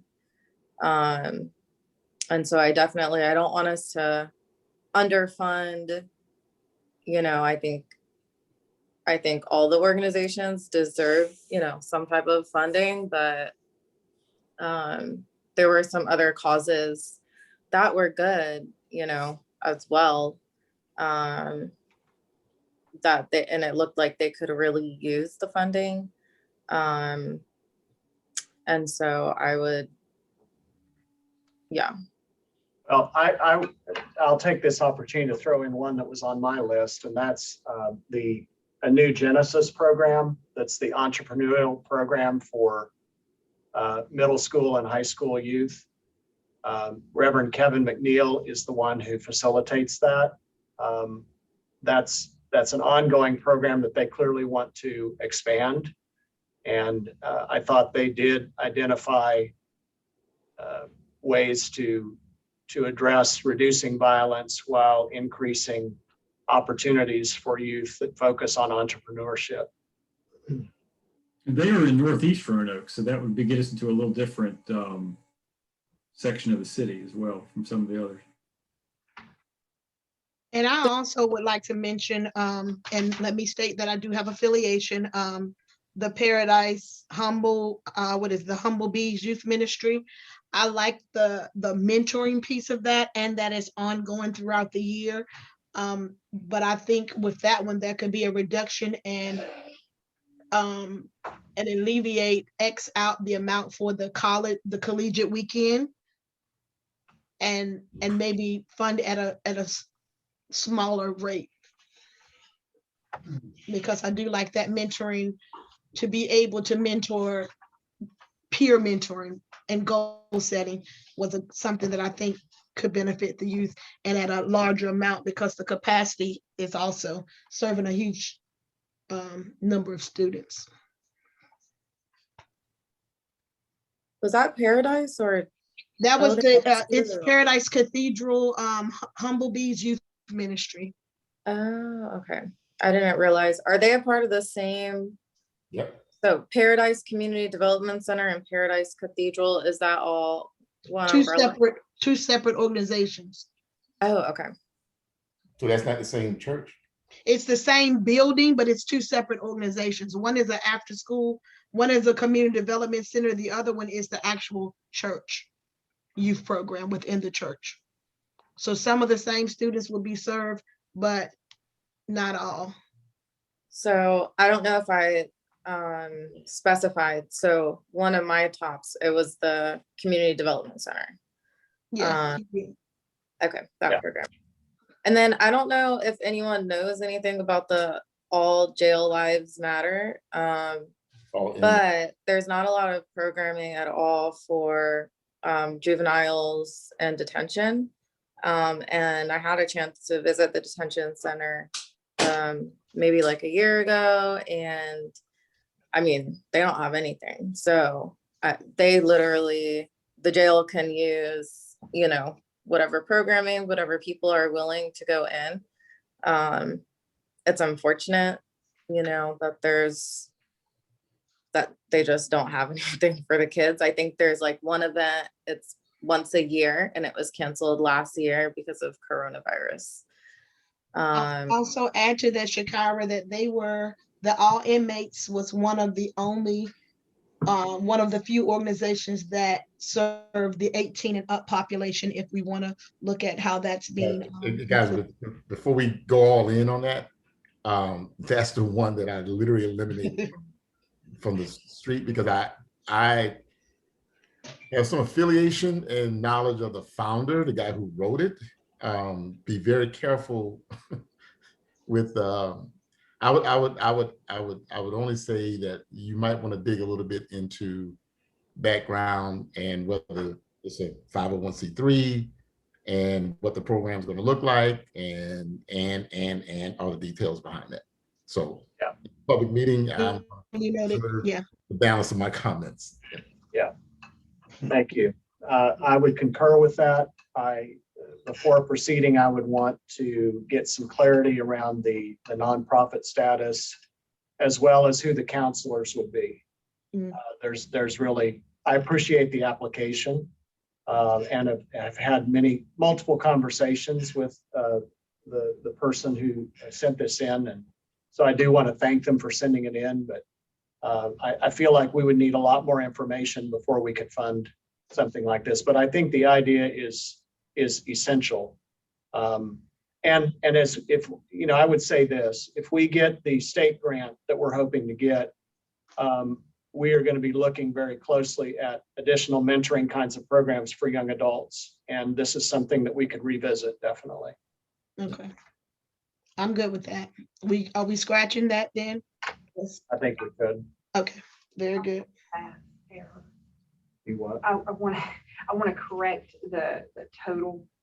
So if you guys don't mind, I'm going to run down this one more time.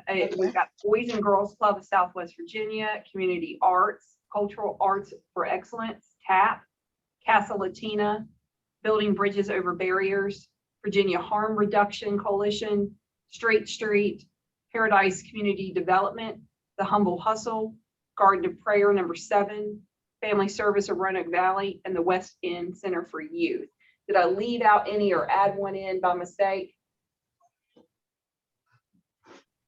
So if I'm correct by those names, with Laura's help, the total is actually $61,617.50. So I was a little off with my math initially. So I wanted to put that out there. Did you include a new Genesis in that? I did not. And what would that bring it up to? Yeah, I've been kind of like ranking these. It sounds like we kind of have 4 that we agree are like number ones. TAP, Casa Latina, Building Bridges, and Virginia Harm. The rest that Angie said are like kind of ranked at like a number 2. And then we've also just recently mentioned Paradise Cathedral and a new Genesis. So Angie gave a number for 1s and 2s. Hey, Joe, that new Genesis, that's the one with the entrepreneurial. Yes. That's I think that's great. I didn't catch that piece of the project. But I don't know how we could probably coordinate with him to get it from I think you said it was in the Northeast. Yeah. Yes. How did we get some of that over to the Northwest as well? Well, I'm not saying I think they draw youth not just from the Northeast. I think they draw youth from all over. Great. All right. Angie, when you did that total, did you reduce the people that asked for more than $5,000? Did you bring that down to a lower number, or does that number include requests that were over $5,000? Good question. Yes. So if, for example, one of them. Building bridges. Yes, so building bridges, they were requesting 7,000. I took that down to 5,000. Yeah, so I'm sorry, yeah, what I was driving at, it looks like we're pretty close to the 60-ish total that we had available just 65. by naming our favorites, or the ones we felt most inclined to. And if we add in a new Genesis, that brings it to $64,717.50.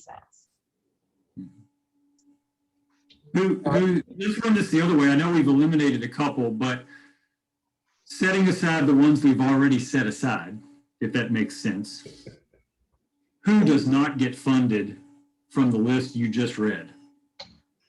So I've got that. We would not be funding the Soul Foundation. Let me look up. Which is the Kendrick Golston. He's a good guy. He's doing good work in the community. That's the one that's with Calvary Chapel and Fellowship of Christian Athletes, and focused on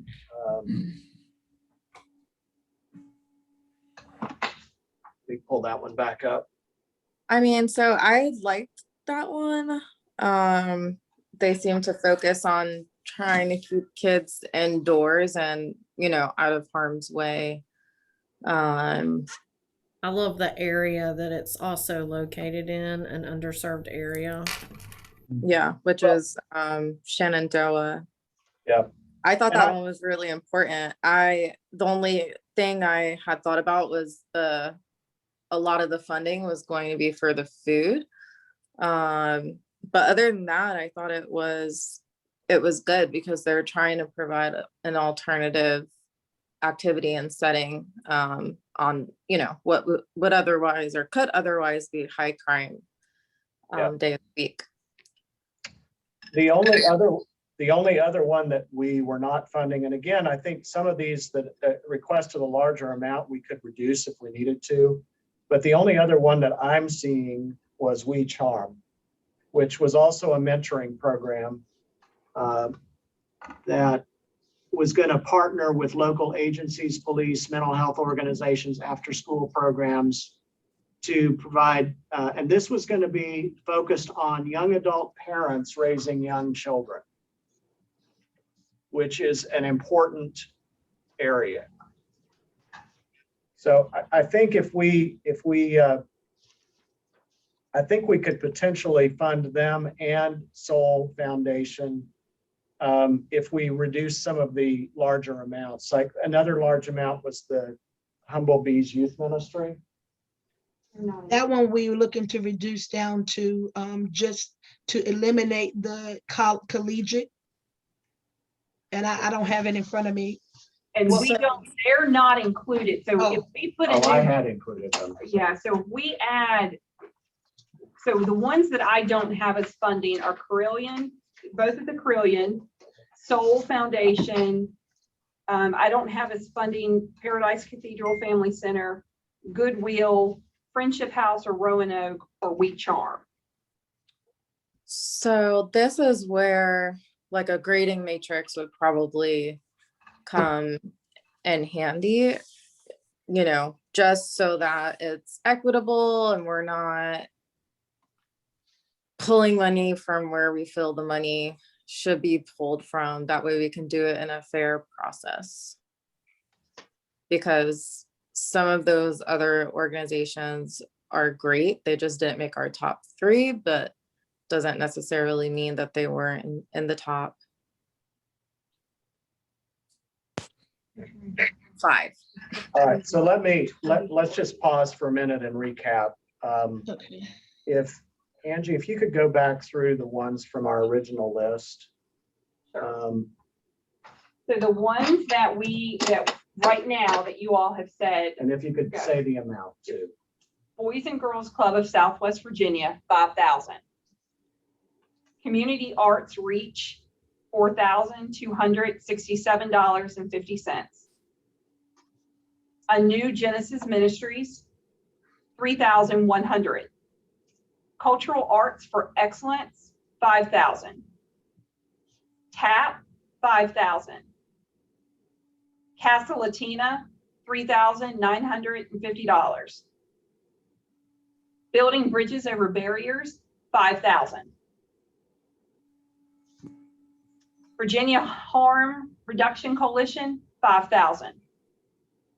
Straight Street, Roanoke Valley, $4,500.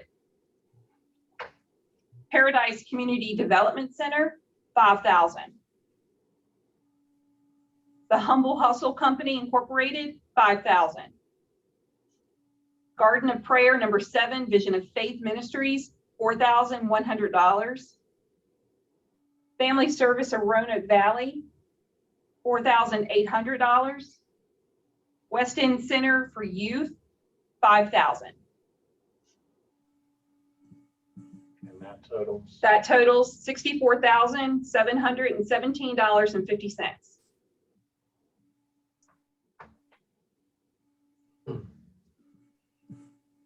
And that does not fund. It does not fund Carillion, either of those applications.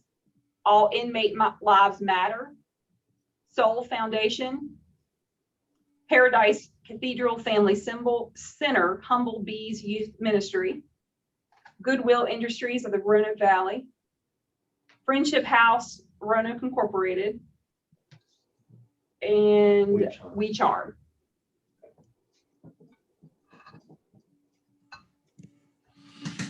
So we're looking to include Soul Foundation, right? But we had talked about including the others at some level. Yeah. But in order to do that, we would need to reduce some of the funding to these others. So for example, and this is just an example. Yeah. Boys and Girls Club, this is an ongoing program they do. If we were going to reduce, it's not tied to a particular initiative other than their Project Learn program. That's one that we might be able to reduce to send some money to fund another organization.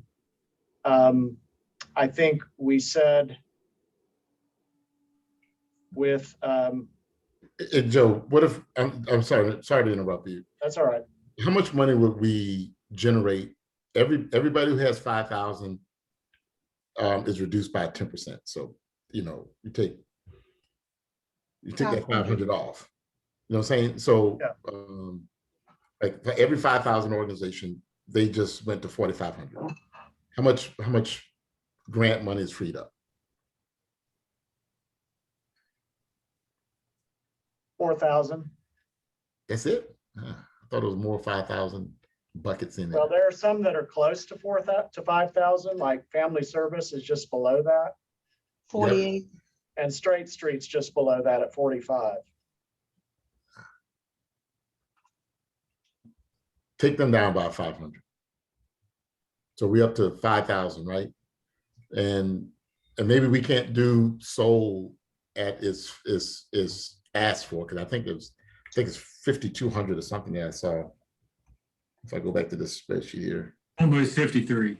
Yeah, like 53. So either way, we weren't going to look at 5,300. He probably would have gotten 5,000. Actually, he probably would have gotten 45 in this exercise if he was one of the top ones. And as if we're only trying to get that event in there. So, and I think larger organizations, to me, could actually stand to be. So do we know if all of these packets are complete just from our listing, out of curiosity? I would say for the most part, they are. There's definitely some questions about every one of them. I know that was one of the things that kind of Stacy had thrown out, and where I support that and agree with that. I think every one of these applications is going to have something that we're going to need to request or get clarification on, at least for Laura and I's part behind the scenes. So I wouldn't say any of them are 100% complete, if that helps answer that or change anything. Okay, and then what does the voting process look like? Are we like voting on this tonight? is it happening like another day? Are we gonna vote on, you know, the reductions of funding or? So what we can do is we can vote tonight on which ones we want to fund and at the level we would like to fund them. And then we can ask Laura and Angie to follow up on the questions that we've asked for clarification. And then confirm with us via email the responses and confirm with us whether those amounts can actually be funded based on our questions. So what I'd like to do is just review again with the adjustments we just made, where we are with totals, and then vote on each one so that those who have a conflict of interest are not voting on the ones that you have a conflict of interest with. Okay, I realize that makes it a little more tedious, but I think to just keep it clear, we need to do that. So Joe, perhaps we need to clarify what constitutes a conflict of interest. So for instance, Casa Latina, Chris is a member of my congregation, but I have no direct connection to that organization other than being the director's pastor. So It would be Stacy I'm and gonna- I are on the okay. board, so we would not vote. Well, hold on. I'm going to ask Laura to give us a clear explanation because sometimes what we think is a conflict of interest is not actually a conflict of interest. So I'm going to ask Laura to give us that definition right now. Sure, yeah, I would recommend, if you have any type of personal interest, business interest, or you get any type of personal benefit, I think Stacy and Shakira, sorry, I know Shakira, sorry. Being on the board, you're probably not getting any payment from that. There's no personal interest in that.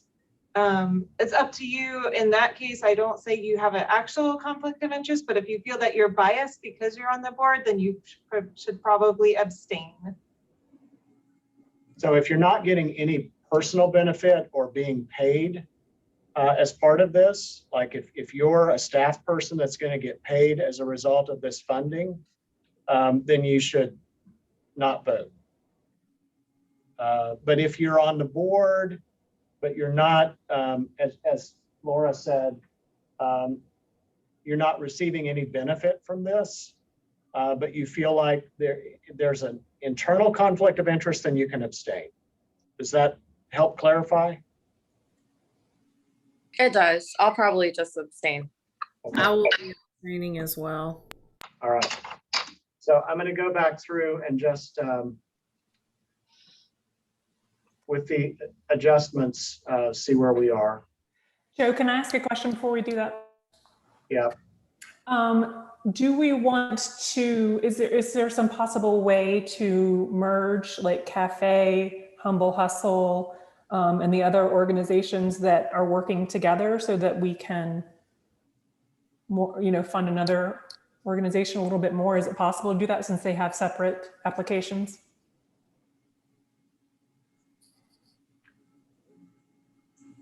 We might be able to.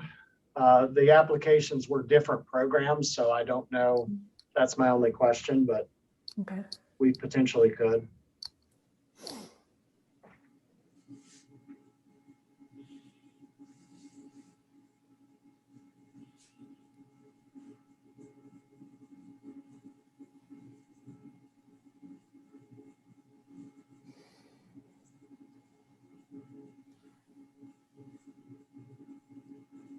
Okay, with all of those, this doesn't include, this includes everyone that we kind of by consensus agreed to fund. Making the adjustment of 500 down, whether they were at 5,000 or 4,800 or somewhere in there, that brings the total down to 60,217.50, which leaves about 4,800 that we could place with Soul Foundation, the Humble Bees Youth Ministry, Goodwill, or We Charm.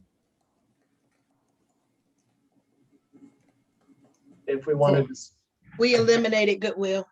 Yeah. okay. And I thought we were discussing the Soul Foundation. Okay. All right, so we have Soul Foundation, Humble Bees Youth Ministry, and We Charm are the three outstanding. Did we I- eliminate I friendship? would propose that we distribute that equitably. Okay, I concur. That essentially does, again, setting aside the ones we've already set aside, does that now have we now funded everybody? no, we haven't Other than funded the everybody. ones we excluded. Other than the ones we excluded, we have, correct? Yeah, other than the ones we've excluded. Right. So, hold on a sec. What about friendship? What was I have a friendship as unfunded. Mhm. Yeah. Is that one we missed? Yeah, I have that as unfunded too, Nicole. Mhm. Okay. So if we distributed that equitably, then this is what it would look like. And I'm gonna go back through and add up again. Boys and Girls Club would receive 4,500. Community Arts Reach, I'm just gonna round this up for our purposes, would receive, so I'm gonna round it down, 4,200.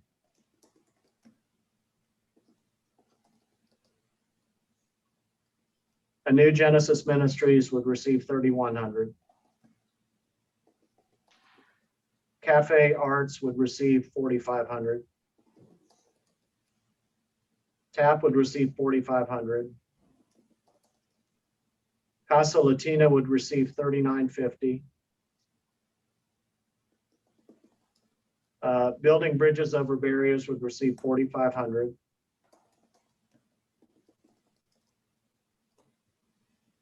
Virginia Harm Reduction Coalition would receive 4,500. Straight Street would receive 4,500. Soul Foundation would receive 1,600. Paradise Community Development Center would receive 4,500. Humble Bees Youth Ministry, which is the mentoring, would receive 1,600. Humble Hustle would receive 4,500. Garden of Prayer, 4,100. Family Service, 4,300. West End, 4,500. And We Charm, 1,600, which is $64,950. We still left out friendship. That's the only one we didn't fund. And I don't remember what they were doing. So we chose not to fund Carillion, Okay, All Inmates Lives Matter, Goodwill, and Friendship House. okay, that was one we decided not to. Okay, we're good then. That's everybody. And if we wanted to put the $50 back somewhere, Can we give the $50 to CASA and put them at 44,000? 4,000, yeah, Yeah. could do that.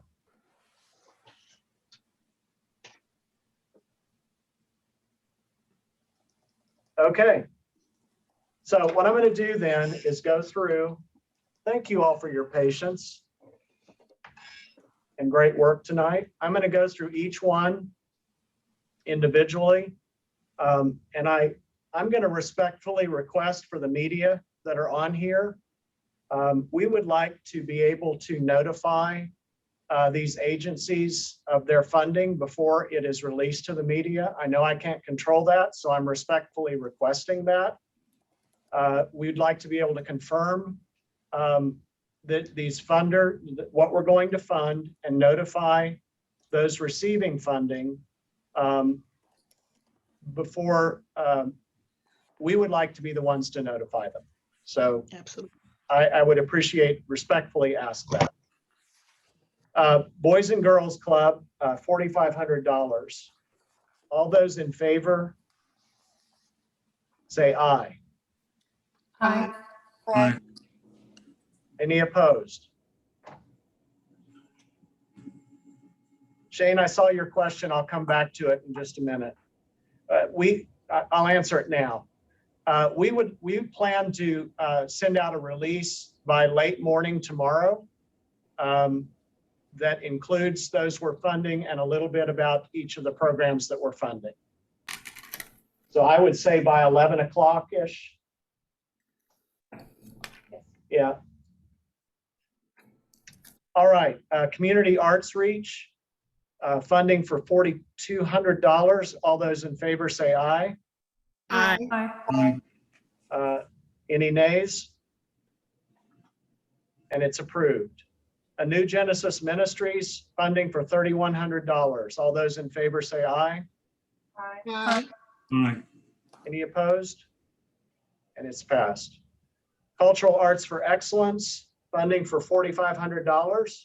All those in favor say aye. Aye. Aye. Any opposed? Total Action for Progress, funding for $4,500. All those in favor say aye. Aye. Aye. Any opposed? Abstain. And one abstention. Casa Latina Roanoke Valley, funding for $4,000. All those in favor say aye. Aye. Aye. All those opposed? Abstain. And two abstentions. Building Bridges Over Barriers, $4,500. All those in favor say aye. Aye. Aye. All those opposed? Abstain. And one abstention. Virginia Harm Reduction Coalition, $4,500. All those in favor say aye. Aye. Aye. All those opposed? Great Street Roanoke Valley, $4,500. All those in favor say aye. Aye. Aye. Any opposed?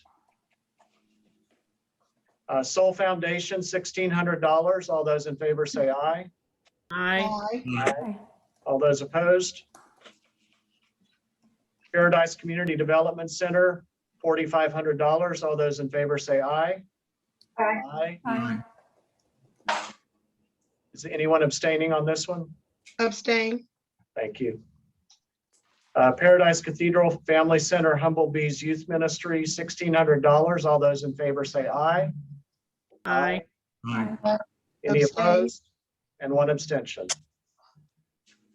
Humble Hustle, $4,500. All those in favor say aye. Aye. Aye. Aye. Any opposed? Garden of Prayer number 7, Vision of Faith Ministries, $4,100. All those in favor say aye. Aye. Aye. All those opposed? Aye. So there's one opposed? Yes. Okay. Family Service, and I will say that we will clarify with them, we will not put funding toward renovations of capital or anything like that, but we will clarify that. That is my reason for my no vote and the only reason for it. So, Okay. Otherwise, I like it. Yeah, yeah, we will make sure that it's not going toward any renovations. Right. Yeah, thank you. I feel like it didn't Yeah. quite in the barriers, the boundaries that we were pretty clear about. So All that's right, thank you for that clarity. All right, the Family Service of Roanoke Valley, $4,300. All those in favor say aye. Aye. Aye. Any opposed? West End Center for Youth, $4,500. All those in favor say aye. Aye. Aye. Any opposed? And We Charm, $1,600. All those in favor say aye. Aye. Aye. Any opposed? And that should put us at $65,000. Okay, so the process from here, Angie and Laura will review these and reach out to clarify any questions in the morning. We will compile a statement in the morning to release to the media. We plan to do that by 11 o'clock in the morning. And we will, prior to that release, notify the agencies who are receiving funding that they have received and what they'll be receiving. And then we will also reach out to those who did not receive funding to explain why and to continue to build relationship with them moving forward. That's an important part of what we want to do. Absolutely. All right. Do you all have any other questions? No. All right, you've done great work tonight. I'm really excited about this. I think we've got some great initiatives, and I want to commend our community, everyone who applied. And I want to commend our community for their good work and for your good work. So we will send out an email to you all in the morning that just with this final information for your information, and in addressing the particular questions that we've captured. And we'll go from there. And with all of that completed, we'll be able to get checks out and the memorandums of understanding with the organization so that we can move forward with these initiatives. All right. All right. Thank you. All right. Thank you all very much and have a good night. Good night. Thank you. Good night.